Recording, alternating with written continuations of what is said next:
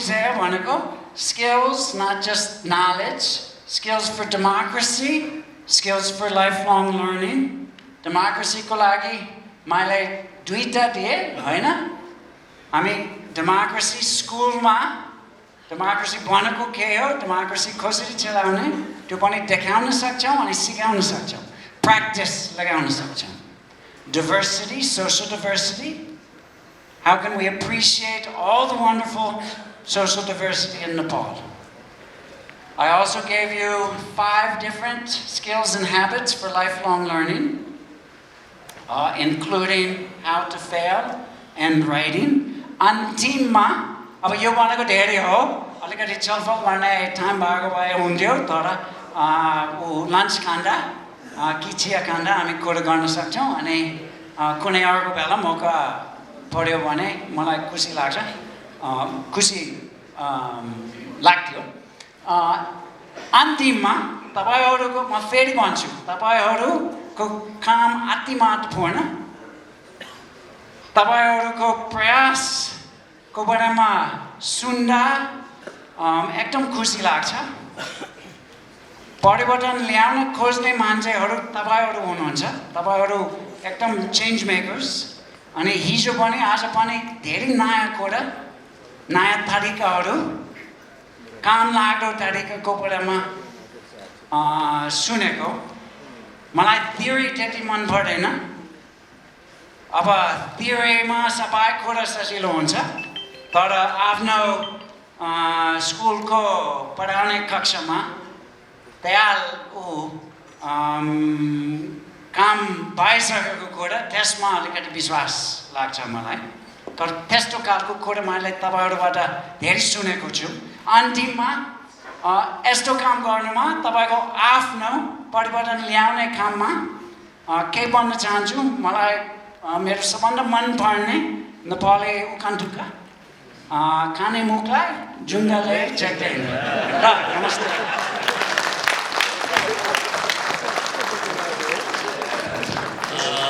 Thank you, Dr. Robertson. We have small honor for you, sir. Could you be seated there for a while? विशेष धन्यवाद doctor Tom Robertson ज्यूलाई र उहाँको सम्मानका लागि हामीले certificate of appreciation र token of love राखेका छौं र यो प्रदान गरिदिनु हुन प्याप्सनका अध्यक्ष टिकाराम पुरीज्यूलाई स्टेजमा आमन्त्रण गर्न चाहन्छु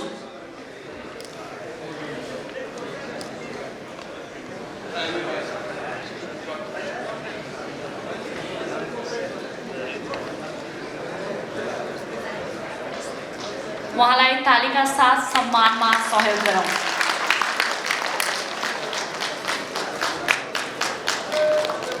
उपस्थित आदरणीय महानुभावहरू जुन शेड्युल थियो त्यसमा अबको क्रममा लन्च ब्रेक भए तापनि समयको पाबन्दीका कारण लन्च ब्रेकलाई अब अर्को सेसन पश्चात मात्र राखिएका कारण कृपया फेरि हलमा उपस्थित भइदिनका लागि सादर अनुरोध गर्दछु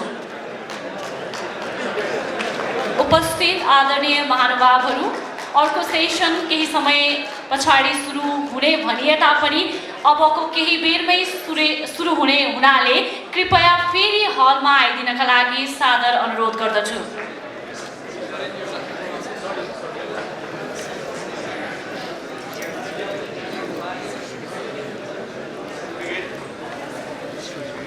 र डाक्टर टम रोबर्टसन सरलाई एउटा क्वेशनको लागि अनुरोध आएको छ प्लिज सर माइक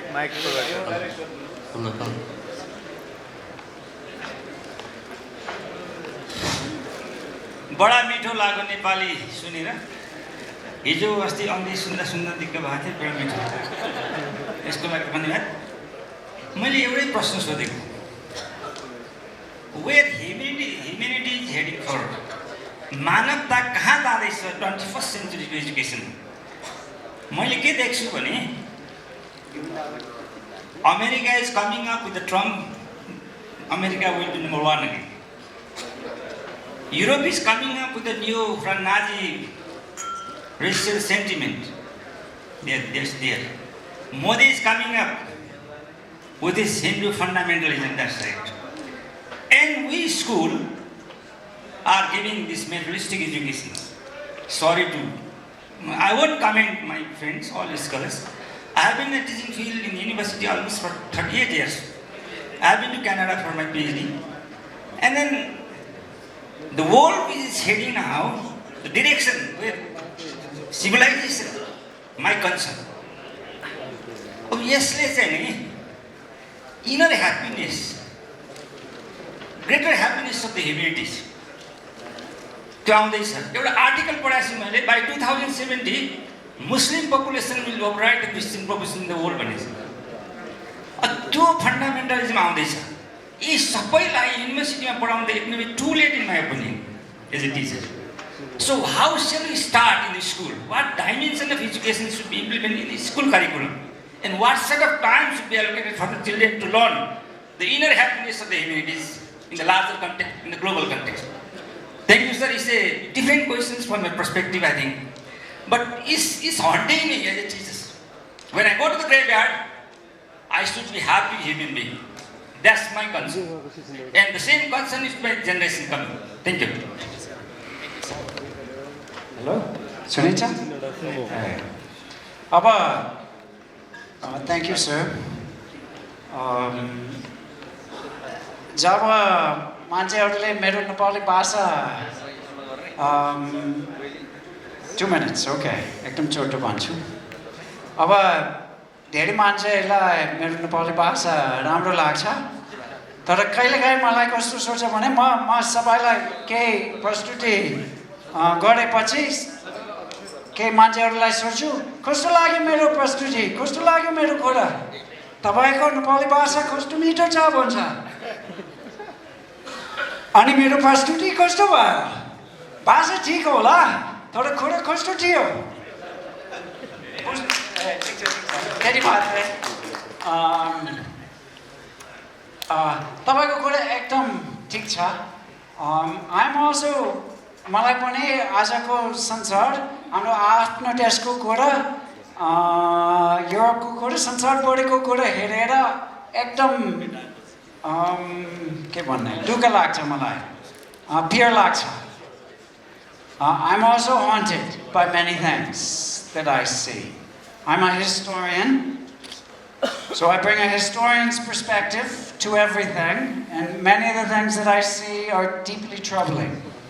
अब यसको बारेमा धेरै टाइम छैन तर मलाई लाग्छ कि मैले आज भनेको कुरा कहाँबाट आयो नेपालमा पनि उपयोगी हुन सक्छ जस्तो लाग्छ तर सबै मैले सिफारिस गरेको कुरा मेरो आफ्नो देशमा पनि अति महत्त्वपूर्ण हुन्छ जस्तो लाग्छ अनि मेरो आफ्नो देशको अनुभव हेरेर मात्रै ती सुझावहरू बनाए अनि मेरो दिमागमा आयो नेपालमा मात्रै होइन अरू ठाउँमा पनि कहाँदेखि सुरु गर्ने अब मलाई लाग्छ कि सबैले के गर्नुपर्छ अनि हाम्रो राम्रो मौका छ स्कुलमा धेरै राम्रो काम गर्न सक्छ यसको बारेमा हुन्छ थ्याङ्क यू